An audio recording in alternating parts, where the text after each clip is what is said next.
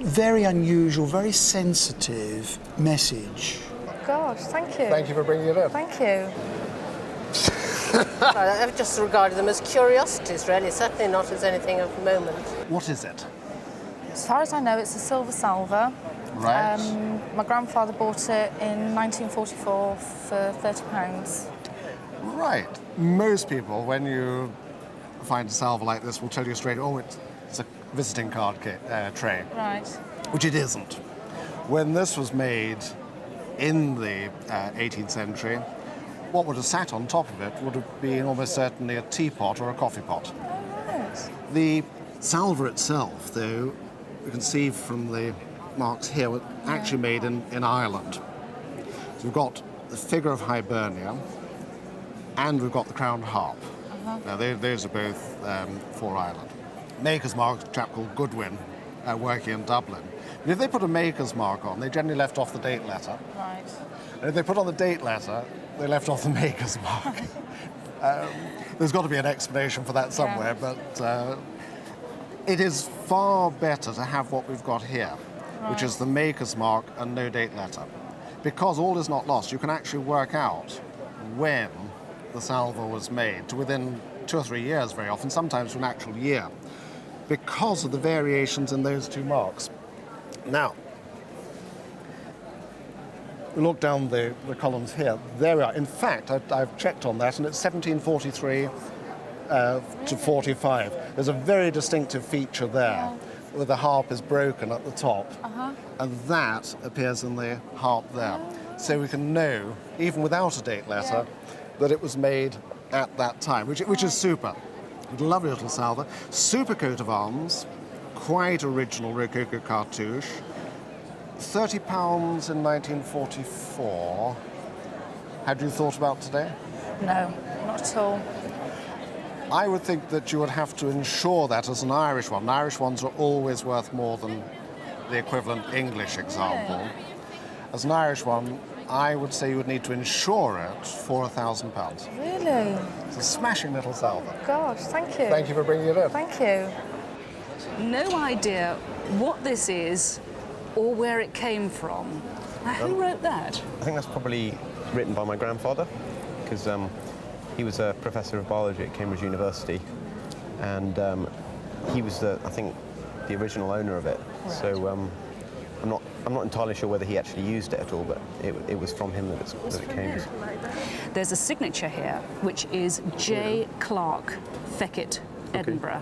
Now, you've done enough Latin to know that fecit means made. Yeah. So John Clark made this, and he's an Edinburgh maker. And he started off life as a gold and a silversmith. Oh, right. Is it solid silver then? It's actually a silver microscope. But what you have at the bottom here is the mirror to give you the necessary light. At the back, you've got this wonderful knurled knob which adjusts the thread for focusing. But if you look very closely, at the top here, can you see in this little window, it says number 1. Oh, okay. Is that And the if we aperture? Exactly. If we flick it to number 2, there are different strengths of lens all round this little wheel. And on the back here, to make the focusing easier, you can see it says 1, 2, 3, 4, 5 down there. Oh, yeah. So you would actually move this pointer with the knurled screw down to the number which corresponded to the number of the lens. And then all you had to do was a little bit of fine-tuning and you'd be fine. Now, John Clark, as I said, started out as a goldsmith and a silversmith in Edinburgh, and he first sold this particular microscope, the earlier version of this, by subscription. This proved to be so successful that he then gave up his day job and became a microscope maker. And this particular one is probably dating from between 1774 and 1776. Great rarity. There are examples in the museum in Scotland, but they are highly desirable to collectors. Oh, really? We're talking about between 10 and 15,000 pounds. Wow. Had no idea it was worth that much. Great. Well, it belongs to my husband's family. My husband's lived in the farmhouse for as long as we can remember. And my husband found it when he was a little boy up in the attic. And from what we can gather, it actually belonged to a family member back then. Now, the interesting part of this helmet, we're in Boston, and here around the title is Holland Cavalry. Now, this area is known as Holland, Boston, is it not? That's right. I mean, so we've got a helmet of the locality. This is really, it gets better, because the beginning of the Napoleonic Wars, they had what they called a tarlatan helmet, which the officers wore, and the troopers, of course. Some of those tarlatan helmets exist for the officers, but you very rarely get other ranks' helmets. Now, it wouldn't surprise me if this is prior tarlatan. Now, we're talking about 1795 now. France declared war on us in 1793, and then it went on more or less without a break till 1815, nearly 22 years of war. But these early helmets, they just do not exist. I can't emphasize enough. They are that rare. And I think any collector of this period would be willing to pay something in the region of 4,000 to 5,000 for a helmet like this. Yes, really. Goodness. My first one was this one, which I got in an antique shop in Swansea. It's beautiful, isn't it? The history of the firemark really started, I suppose, in the 17th century, I think. And the reason for the firemark was really to identify a property that was insured. The interesting point is that there were very few actual house names and proper addresses at that time. That is correct, yeah. And so it was difficult to identify an actual building. And so if the firemark was attached to the house, it was easy to actually identify whether that house was covered under the insurance policy. Yeah. The first firemarks were lead, generally, and after that, in the late 18th century, they started to use copper, and then after that, they started to use tin. You've got some wonderful lead ones. This one here is actually quite early by the look of it. This is That's a sun. the earliest one I've got. That's 1769. That's And very early, isn't it? I got in touch with the Sun Insurance office, and they kindly sent me a typewritten copy of the insurance details in their records. They still had it. Yes. It's incredible. But that covered a house in Surrey belonging to a glass blower, and it was insured for £200. Really? And the premium was £2, 14 shillings, I think it was. How astonishing. The interesting thing about firemarks is that you actually had to buy your firemark. You had the policy, but you had to buy the firemark. Yes. And the normal position was above the front door of the house. That's correct. But normally between the front windows. Now, there are various apocryphal tales of fire engines turning up I know what you're going to say. to houses and finding that they were from the Sun Company, for example, and that perhaps the Union Insurance plaque on the wall, and they would just stand and watch, or they'd go away. But I'm going to blow a myth here, because that's a totally apocryphal story. That never happened. That's quite right, yeah. And what actually quite often happened was that in the big cities, Bristol, London, for example, which had quite a number of the different society fire brigades, that more than one would turn up. 3 or 4 sometimes would turn up, and that occasionally they'd be competing with each other to see who could put the fire out.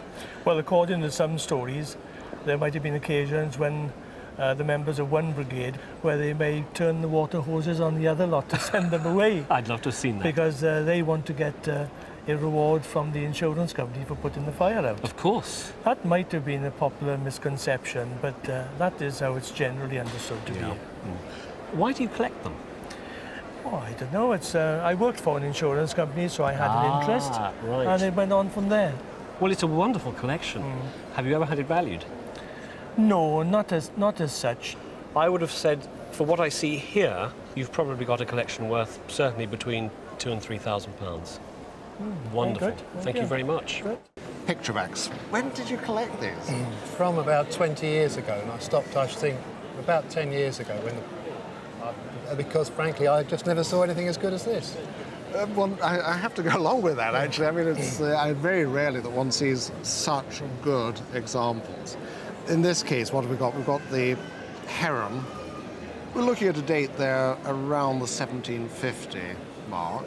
So what's that? And herons are rare. It is thought actually to be one of the Jacobite spoons. I never knew that. Because of course to declare that you were a Jacobite in England in the mid-18th century was a hazardous thing. So they had all sorts of secret Jacobite societies, and they had various symbols by which they were known. But the teapot, I mean, I can't remember when I last saw a teapot.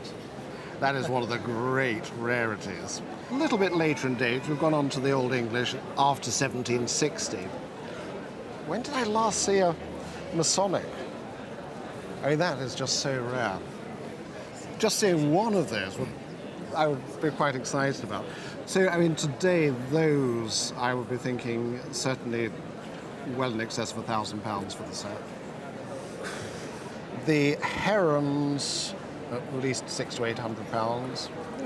The teapots, those have got to be £200 or £300 each. Rather sad I haven't got 6 then, isn't it? Now, how come you've ended up with a little Puritan spoon in the middle of a collection Well, of... I just bought it because I thought it was old, it was incredibly dirty, and I thought, well, I have seen that shape before somewhere, but I just couldn't remember where. Right. And I've been trying to find out who made it, but the library hasn't been... Oh, right, yes, we've got a maker's mark AG. Now, that actually is one that we haven't tracked down to actual location yet. We're about 1650 with this spoon. This particular form, it's the transition between the early English and the more modern spoon. Lovely condition. What did you pay for it? It was next to nothing, £30, £40 probably. Yeah, I would say that spoon today, you're looking in excess of £700, £800. It's been such a pleasure looking at them. What's in the other original box, which is much smaller and much older, and all very exciting because I like to look at a box and know what's inside. And there's no question about what could be in a box this size and this shape, which is a lovely pocket globe. It's got one or two little dints on it, but in general terms, it's in very good condition. Here we have the maker's name, Lane's Improved Globe, London. Now, Lane's is almost certain to be Nicholas Lane, who worked in Southwark, not a million miles from here, between about 1775 and 1786. And in fact, if you have a look at some of the detailed names down here, let's go down to Australia, always a good place to start. The whole of Australia is sketched in, whereas on some of the early 18th century globes, part of Australia is missing. But it's called New Holland, and there's Van Diemen's Land and so on. So this is a globe absolutely of its period when people were still discovering, investigating and charting unknown territories. The case itself is covered in fish skin, which has then been painted black, which gives a very hard, resilient surface. And inside we have the map of the heavens with the various stars and signs of the zodiac charted. In this condition, which is very good, even though there's a little crack just running through the top of the box, we'd be talking about between £2,000 and £3,000. That's an auction price, so insurance would be quite a little bit higher than that. They're nice quality reproductions, but because they're copies, they're nothing like as valuable as an original. These should be insured for probably £1,600–1,700 each. That's quite impressive. But this item is much more interesting. Yeah. Can you tell me anything about its history? Well, it came to me from my great-grandfather, who was General the Honourable Sir Percy Fielding, and it was given to his brother, his elder brother, who was later the 8th Earl, by Queen Adelaide. I presume as probably a 21st present, or perhaps as a souvenir of services in equerry. Do you know whether it's actually ever been used at all? Because I notice it's a bit bashed and bruised around. I'm rather ashamed of the state of it. I think it did, yes, because my great-grandfather fought throughout the Crimean War. And Well, was wounded at that's Inkerman. quite possibly a very good clue to why it's in its present rather bruised state, because this donut-looking thing actually should screw together, but for some reason or other the screw, which is meant to come through into the middle, doesn't reach. No. But if we take it apart, it is actually, as I'm sure you know, a travelling chamber stick. Now these are quite rare things, but the nice thing about this is that nearly all of them are 19th century. This one is 18th century. And if we turn it over, we've got some very worn hallmarks just here. And we've got a date letter Q here. Right. And that means they were actually made in 1771. Now they should have other marks on the... That's the only mark surviving that can tell you who the maker is. And the maker's mark is EC for Ebenezer Coker. Coker was a well-known candlestick maker from the 1760s and early 1770s. And these were absolutely typical of the sort of item that was taken around Europe on the grand tour. Now, I notice also, judging by what you were saying, it says here, given to the Honourable William Fielding by Queen Adelaide, Christmas 1846. And with that royal inscription, that sets them up on a slightly More interesting, different level. Yeah. Have you ever had a figure put on them by any professional valuer? Never. I've just regarded them as curiosities, really, certainly not as anything of the moment. Well, I think your insurers ought to know about them, because I would put a figure of £5,000 on these alone. Yeah. Did you know it was 18th century? No. Do you know how to tell whether it's 18th century or 19th century? No. Well, there are an awful lot of copies around, and you have to be very careful. And one way to tell is to take a pen and a piece of paper.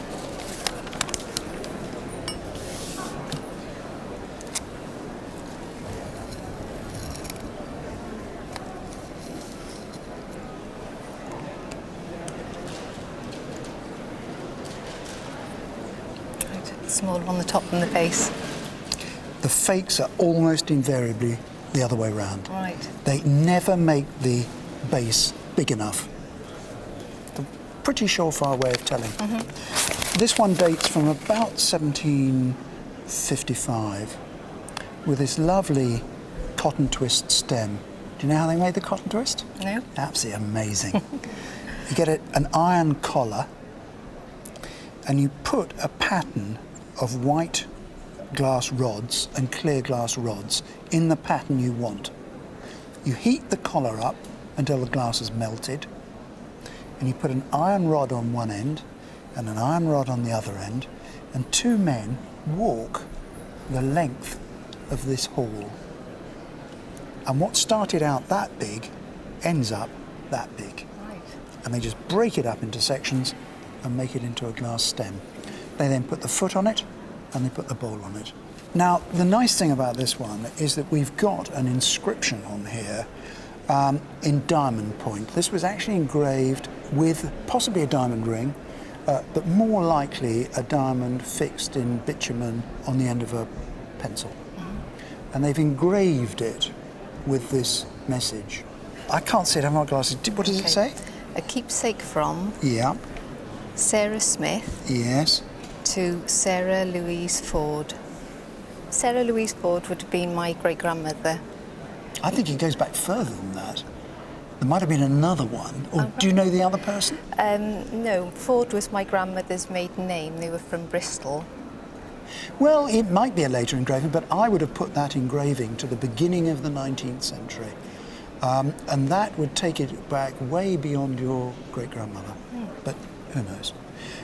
Very unusual, very sensitive message for this date, a woman to a woman. Very uncommon. And clearly done not an professional engraving, but possibly even by Sarah herself. Oh, right. Lovely thing. Chip on the bottom, it will affect the price, but it's boosted by the fact that you've got this unusual message on it. You could easily see it making £400 to £600. Very good.